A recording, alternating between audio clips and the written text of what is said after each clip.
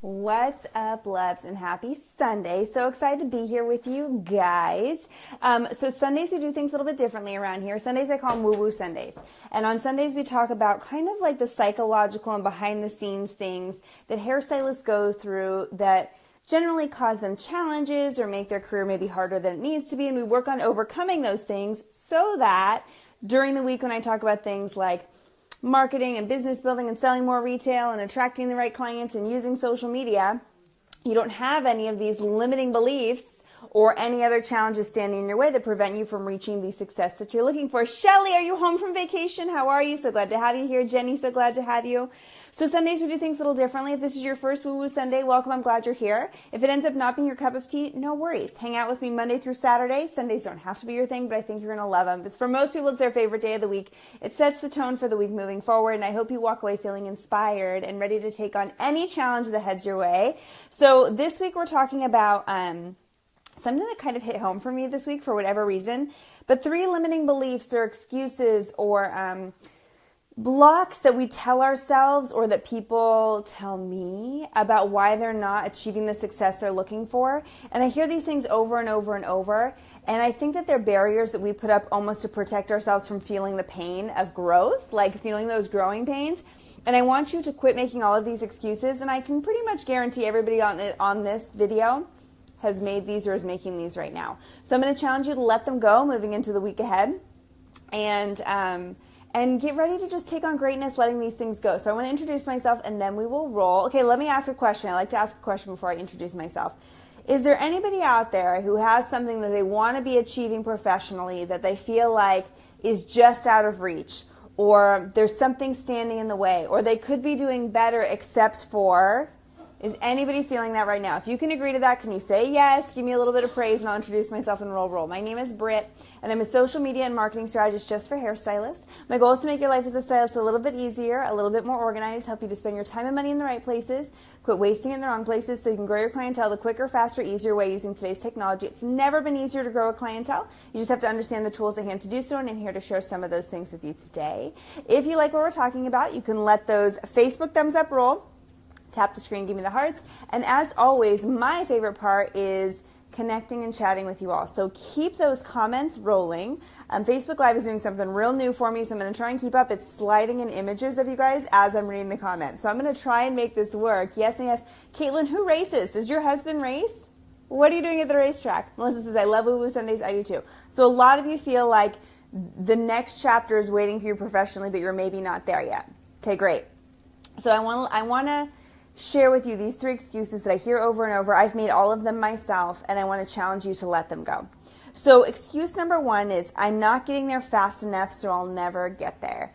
And that is probably the biggest one, not the one that's going to hit your heart the most, but it's probably the biggest one I hear, because what happens is we get so excited about new things. Oh my gosh, Caitlin, we have so much to talk about. My husband's into that too. That's funny. So funny.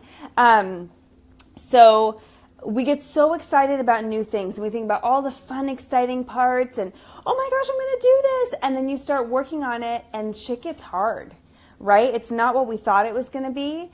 And so we start to lose steam. Jenny says, I can't quite decide where I want to go. Perfect. You're in this place too. So we feel like there's so much that we want to do, but it feels unattainable or it feels like we'll never get there. So why bother trying? And what happens is we start to just become complacent. And I've talked about this before, that humans in general crave knowledge and growth and constantly moving forward and making more money year over year or getting more time off year over year. That is what we as humans are meant to want.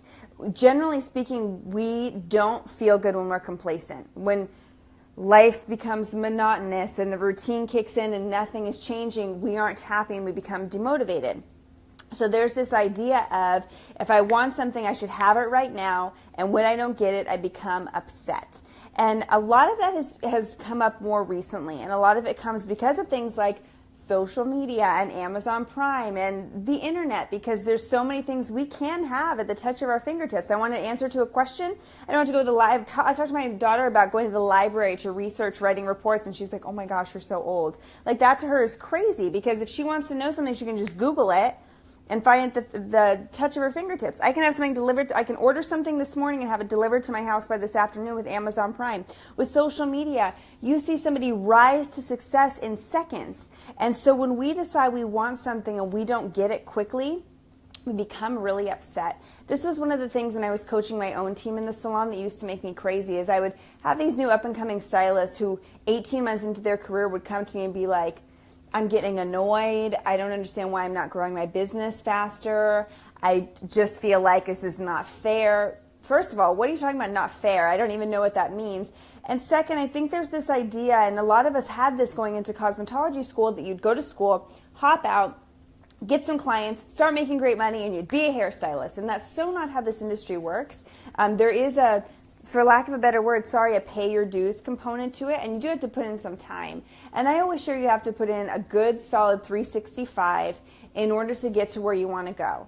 But when I talk about a good solid 365, I'm talking about like some real sacrifices and some real like working late nights, working long days, missing your family, killing yourself to build a clientele. And not everybody wants to build a clientele that way, and that's okay if you don't want to. You totally don't have to. And I do believe that with a system like Thrive or Society, there's a very strategic way to do it so you're not flying blind. But I do feel like there is some sacrifice and some pain that you're going to have to go through in order to get to that goal. So that's not to say it's going to be quick or easy. And social media has also made us a little bit skewed on our idea of how long it takes to become successful. We see on social media somebody rise to fame within a year, and we say, I don't understand why I didn't achieve that too.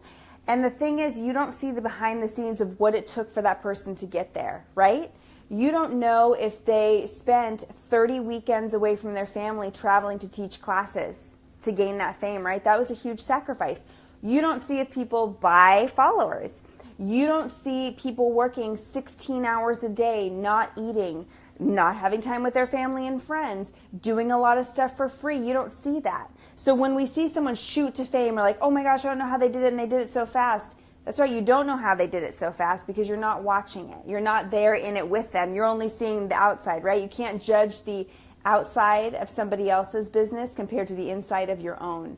So this idea of success should be overnight, or I'm not getting there fast enough, so I never will, is not true. I think there's this idea that if success doesn't come quickly, it never will come, and it's so not true.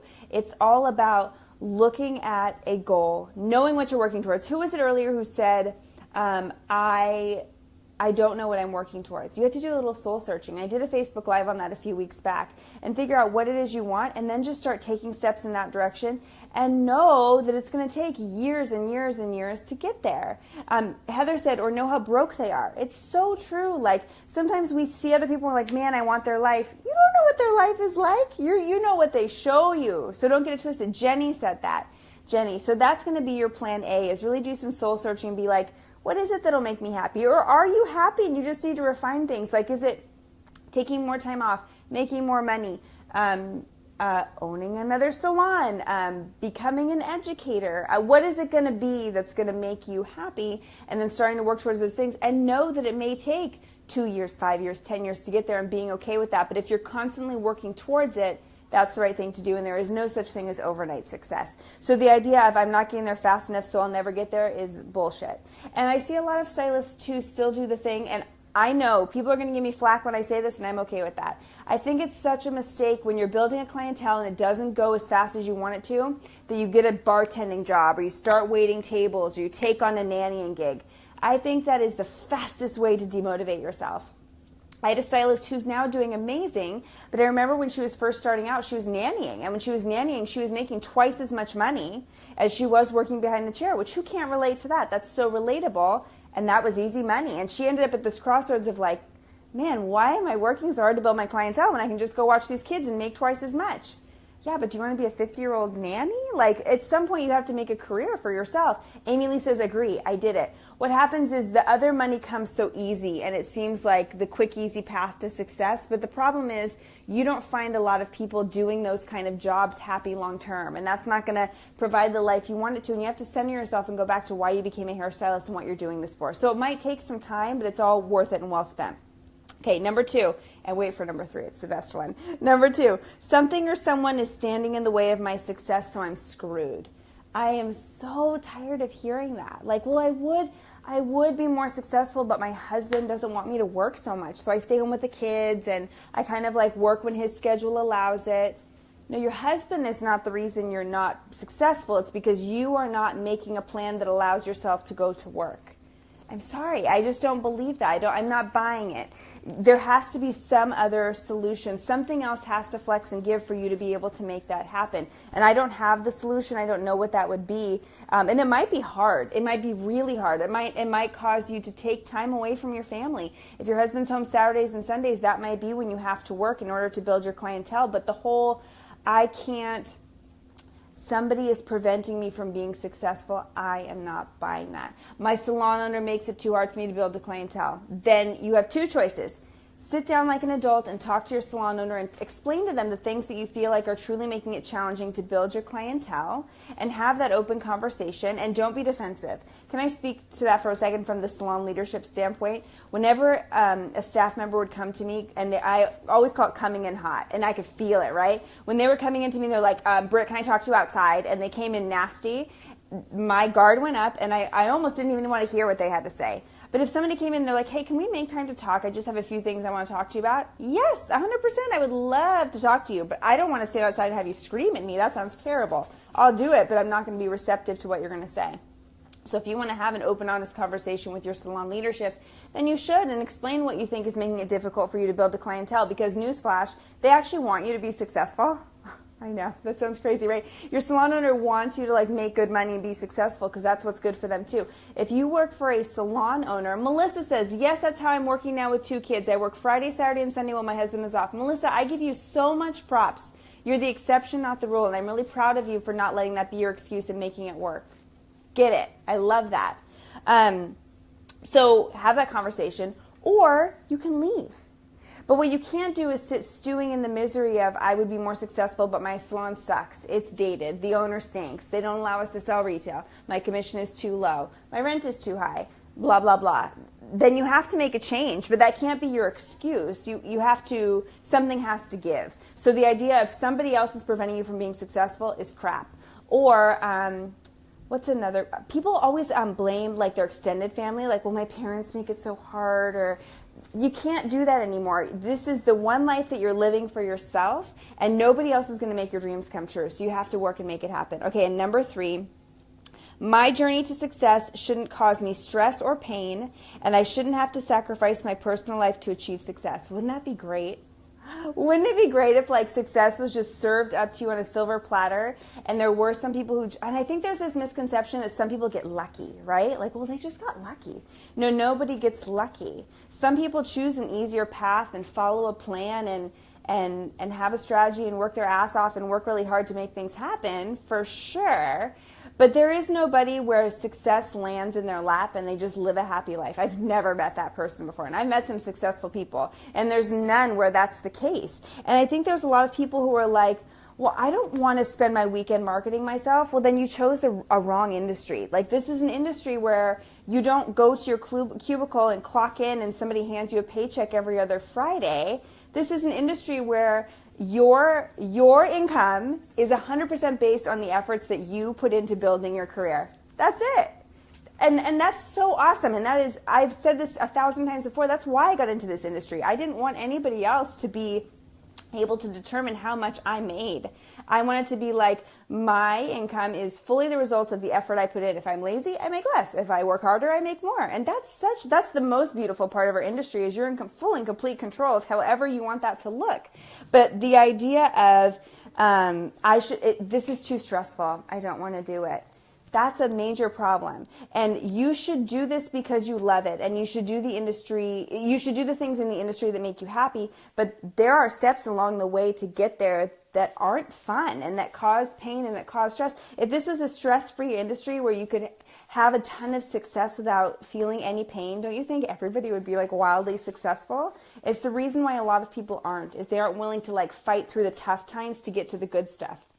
There are people in Thriver Society who will message me like 10 months into their membership and say like, listen, I got to module 1 and I hit a block and I fully shut myself down. Like I shut down, I didn't keep pushing through, and I have major regrets.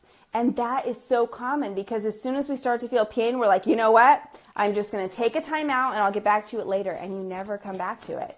And it's your body's natural reaction. Your body doesn't want you to feel fear or pain or anything like that. But at some point you have to want better for yourself and know that the elite 5% who are willing to make those sacrifices and have a little stress and sacrifice time away from their family are those who achieve greatness. So quit waiting for it to land in your lap. Quit making excuses of, if the situation were different, I would do better, or if it weren't so hard, I'd be in a different place, or it's not happening fast enough for me, so it never will. It's harder for me than it is for somebody else. I just don't buy it. I have met stylists from every background in every city and countries around the world to achieve greatness in the face of diversity. So I'm not buying it, and you shouldn't either.